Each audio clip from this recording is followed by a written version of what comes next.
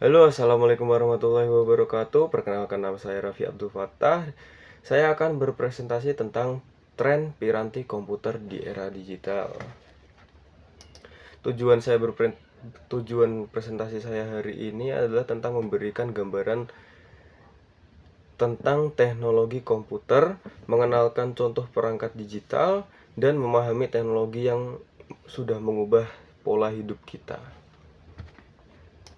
Definisi perangkat komputer itu sendiri, perangkat komputer adalah kumpulan komponen elektronik dan mekanik yang bekerja bersama untuk menerima input, memproses data, menyimpan informasi, dan menghasilkan output dalam bentuk yang berguna. Perangkat ini dapat berupa perangkat keras hardware maupun perangkat lunak software. Evolusi perangkat komputer dimulai dari tahun 1940 sampai 1956. Saat itu komputer masih menggunakan tabung vakum untuk sirkuit dan drum magnetik sebagai memori. Contoh ENIAC, UNIVAC, ukuran yang sangat besar, lambat, dan cepat panas. Generasi kedua ada dari tahun 1956 sampai 1963 menggunakan transistor lebih kecil dan cepat dari tabung vakum. Bahasa pemrograman mulai digunakan. Contoh IBM 1401. Dan generasi ketiga di tahun 1964 sampai 1971 menggunakan IC komputer lebih kecil, cepat, efisien, dan lebih murah. Mulai digunakan untuk bisnis dan pemerintahan. Generasi keempat ada dari tahun 1971 sampai sekarang menggunakan mikroprosesor, awal mula komputer pribadi atau PC. Kemajuan besar dalam software di GUI dan internet.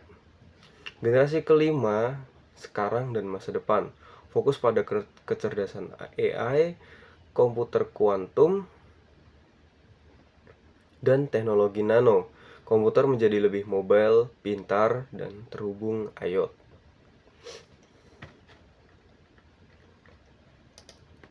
Kategori piranti komputer modern adalah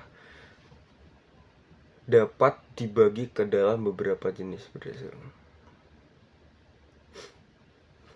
Kategori piranti komputer modern.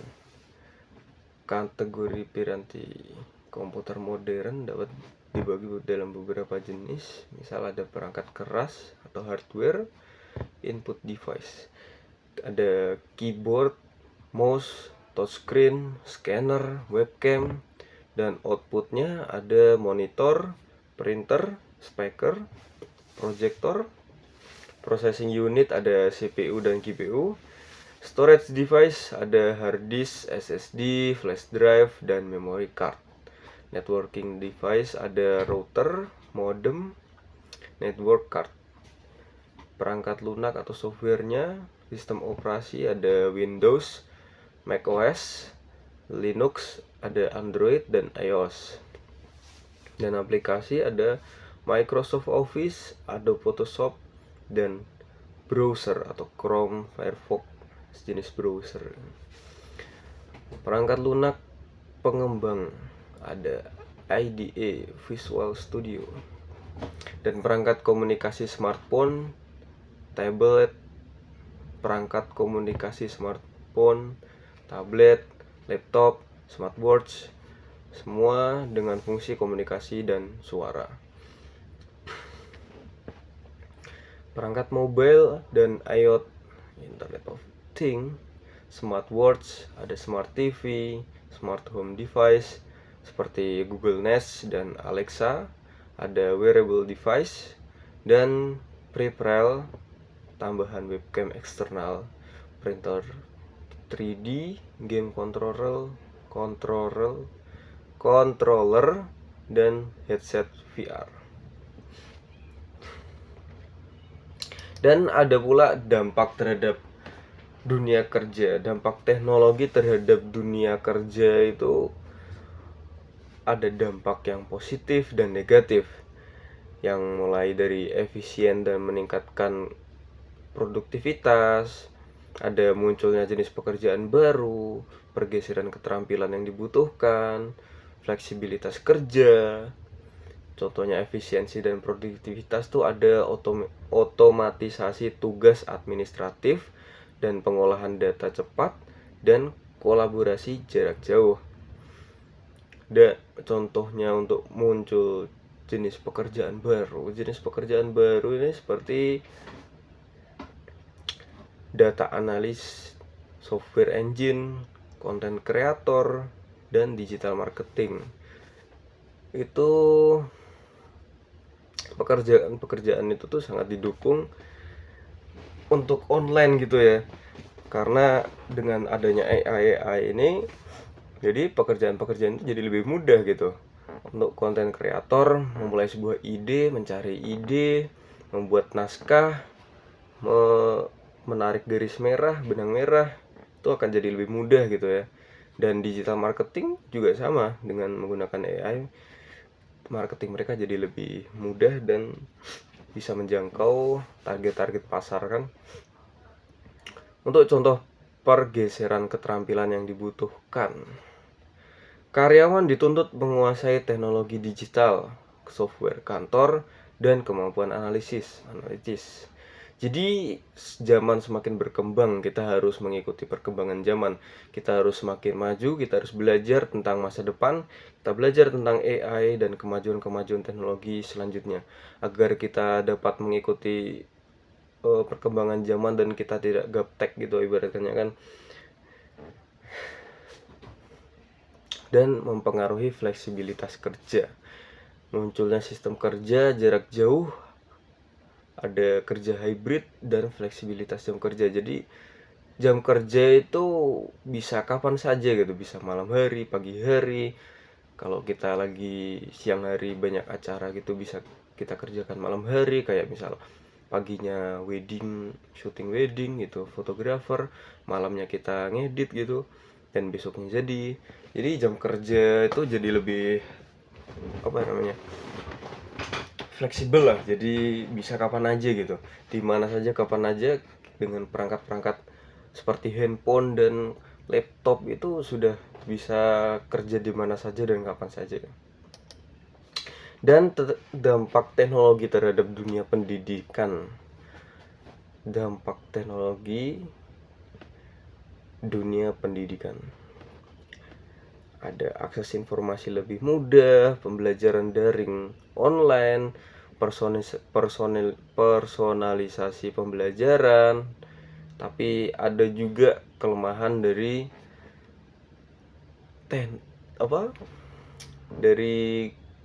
teknologi online ini ya, karena bisa menimbulkan kesenjangan sosial. Jadi contoh untuk akses informasi lebih mudah itu, jadi kita bisa, sumber belajar kita itu jadi lebih luas gitu, seperti ada e-book, video pembelajaran, dan jurnal digital. Dan ada juga contoh-contoh seperti Google, AI, dan Chrome itu untuk kita bisa belajar itu sangat mudah ya. Terlebih lagi sekarang kan zaman-zamannya menggunakan AI gitu. Jadi untuk pembelajaran, jika kita kurang paham, kadang tuh ada orang yang memang kurang paham untuk bertanya, sudah dijelaskan tapi masih kurang paham atas penjelasan gurunya. Jadi mungkin dengan kita bertanya dengan AI, jadi akan lebih mengerti maksud apa yang ingin kita tuju gitu. Dan dampak dari perkembangan teknologi ini pun, pembelajaran online pun bisa dilakukan dari rumah gitu. Ibaratkan kayak tahun 2019 sampai 2021 kemarin kan terjadi COVID gitu. Jadi dengan adanya handphone, laptop, dan komputer, dengan internet, kita bisa melakukan pembelajaran dari rumah masing-masing, dengan melakukan kegiatan apapun itu. Jadi kita bisa mengikuti pembelajaran. Jadi seperti menggunakan platform Classroom, Google Classroom, Zoom, Moodle, dan lain-lainnya untuk mendukung pembelajaran jarak jauh gitu ya. Dan personalisasi belajar, jadi kita itu gak melulu tentang belajar harus ketemu guru, belajar harus rame-rame, harus ikut les, harus ikut kursus gitu. Jadi pembelajaran itu bisa menggunakan basis AI. Dan AI itu dapat menyesuaikan menyesuaikan kecepatan dan gaya pembelajaran murid masing-masing gitu. Jadi kadang kan namanya murid itu di kelas kan ada yang cepat nangkap, ada yang lambat, ada yang dijelasin berkali-kali nggak mudeng, ada yang sekali jelas langsung mengerti. Jadi dengan AI itu rasaku dia jadi lebih dapat mengerti maksud pertanyaan orang yang ingin ditanyakan gitu. Jadi kita tanya AI itu udah bisa menjawab seluruh apa maksud kita gitu. Dan ada sisi negatif juga terhadap dampak teknologi ini, seperti kesenjangan digital ini. Jadi untuk orang-orang yang tidak memiliki handphone, di lingkungan yang tidak ada jaringan bagus, dan ada ya mungkin keterbatasan ekonomi jadi faktor utama dalam kesenjangan ini. Jadi untuk beberapa kasus memang pembelajaran Zoom kurang bisa diikuti orang karena ya menurut beberapa pengalaman saya ada teman-teman yang memang HP-nya tidak support untuk aplikasi Zoom, sinyal di rumahnya jelek, dan lain-lain. Sangat memprihatinkan. Ya ternyata kita sudah sampai penghujung presentasi. Kesimpulan presentasi saya adalah perangkat komputer merupakan teknologi penting yang harus berkembang dari generasi ke generasi, mulai dari mesin besar berbasis tabung vakum hingga perangkat cerdas berbasis kecerdasan AI. Perkembangan ini membawa dampak besar terhadap berbagai aspek kehidupan, khususnya dalam dunia kerja dan pendidikan. Di dunia kerja, komputer meningkatkan efisiensi, membuka peluang profesi baru, dan mengubah cara kerja. Sementara itu dalam dunia pendidikan, komputer memperluas akses informasi, mendukung pembelajaran daring, dan meningkatkan keterampilan digital. Namun, kemajuan ini juga menimbulkan tentang tantangan baru, seperti ketergantungan teknologi dan kesenjangan digital yang perlu diatasi secara bijak.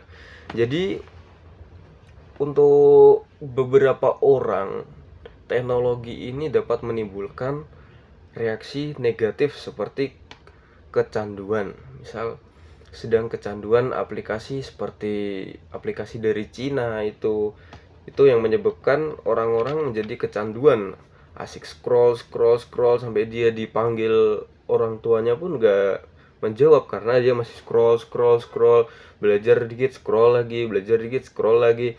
Jadi itu namanya ketergantungan, itu udah susah gitu. Jadi kalau tidak digunakan dalam hal yang positif, maka dia akan action dalam hal negatif.